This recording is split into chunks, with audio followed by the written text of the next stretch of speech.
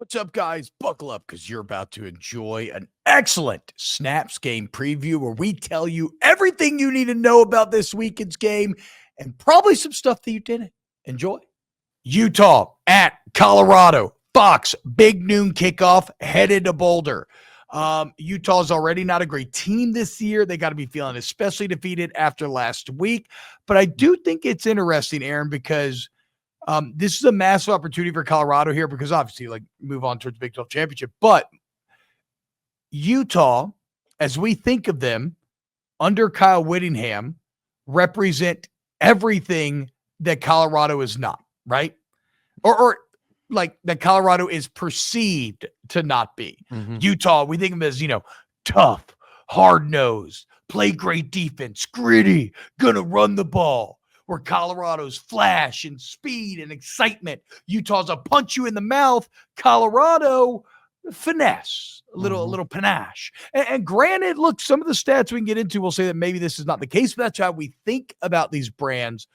I think having this game at home, big stage, is a massive opportunity for the Buffaloes to prove to everyone that this idea of them not being physical, of them not having any of that toughness is actually not true. And I think that's not true. I just don't think a lot of people are aware of that yet. And I think if they go do it to Utah, it's a good chance to prove so. Well, it's a huge chance to prove that. I mean, you look at their schedule this year, their one chance to prove that was against Nebraska. Nebraska punched them in the face, and they knocked them out. I mean, about that. Wow, that's crazy. Nebraska's fallen apart since then. I know, which is not a good look. But, since then, who have you truly faced that's a physical football team?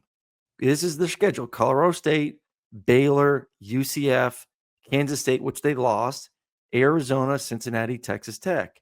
There isn't that team that has built their mentality on just dominating the lines of scrimmage, shortening up the football game, and breaking your will. And I truly believe that this is a Colorado team that is better on the offensive line than they were versus Nebraska. They're better defensively than they were versus Nebraska.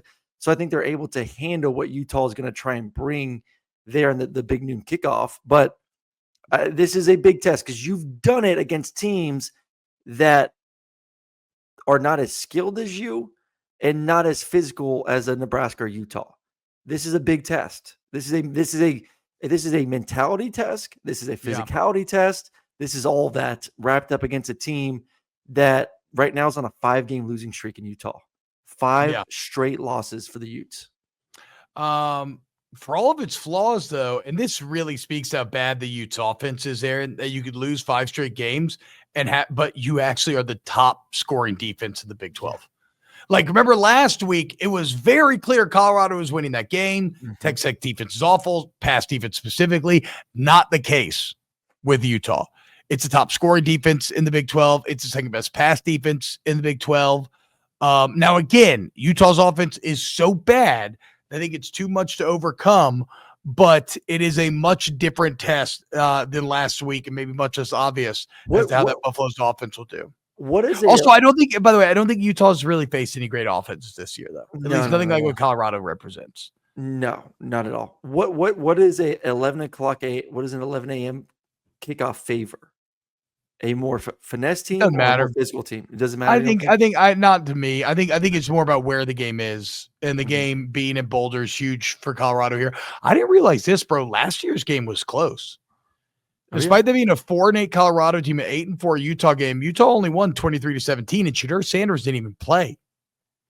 And it was 23-17. So, yeah. No, I was going to answer a question in the chat. If you could continue your thought. No. Go. Zachary in the chat said, "Come on, Aaron, you doubt the mighty NDSU Bison physicality?" Yeah, they put up 450 yards of offense against Colorado on the road. Different team, but NDSU may be better than Utah. But I know what you're saying. Yeah, so so he's just saying there's been another team that has been physical against Colorado, and but those were the first 2 games of the season for Colorado. I once again. That is a very different team than they were back in early September. And they're playing a lot of confidence too.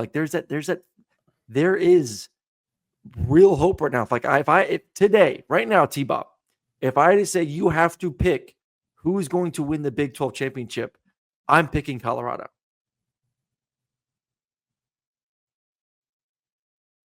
I still can't get away from BYU because BYU they play all three phases of the game. Special teams consistently makes plays this year. They're good defensively. They're good offensively. Like I can't get away from I've still seen more inconsistent. Even though okay. Have you? I've seen more inconsistency from Colorado this year. Absolutely, bro. They've lost 2 games and they should have lost a third. I mean, last week was a 7-point game against Texas Tech. It's still impressive. It's on the road, but with a minute left, Texas Tech has the ball there with a chance to tie it before the turnover. Okay. I'm not taking away from what they did, but like Utah was a crazy ass holding penalty away from should have losing that game a week ago too. So you can play it on both sides. Oh, I know, but also where's Colorado's great wins? Doesn't BYU have 2 ranked wins? Or is it just 1? BYU, they beat SMU. Yeah. They beat SMU. They beat Kansas State. Yeah. So 2. So I'm not going to choose whatever. That doesn't take, I don't want to take away from Colorado. Colorado's awesome. Like what I continue to tell you, the most surprising part to me is this Colorado defense.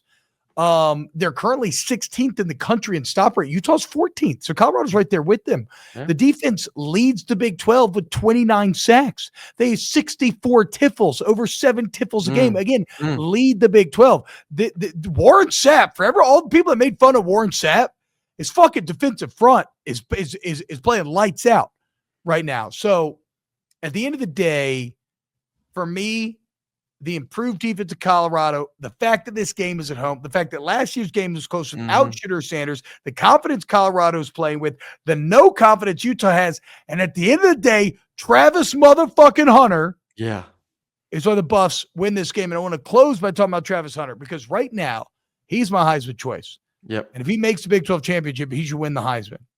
He's got 9 touchdown catches. That's tied for 6th in the country. He's 11th in the country in receiving yards. He's 6th in overall catches with 69. According to Pro Football Focus, defensively, he's allowed just 125 yards and no touchdowns on 519 snaps. So he's literally putting up nation level good numbers, right? Like ranking the tops in the nation level good numbers on both sides of the ball, and has played 1,065 of Colorado's 1,290 snaps. Wow. I know Ashton Jonty's incredible. I know Gabriel's incredible. I know all of this. Nobody is doing what Travis Hunter's doing. And that's why Colorado's going to win. And Sal Sari is also coaching with Sapp, Turner Young points out. Shedeur is the best quarterback in college football right now. Yeah. Colorado wins. Oh, well, I'd say that was informative and fun. If you agree, please hit the like button, sub, and we'll see you next time for some more snaps.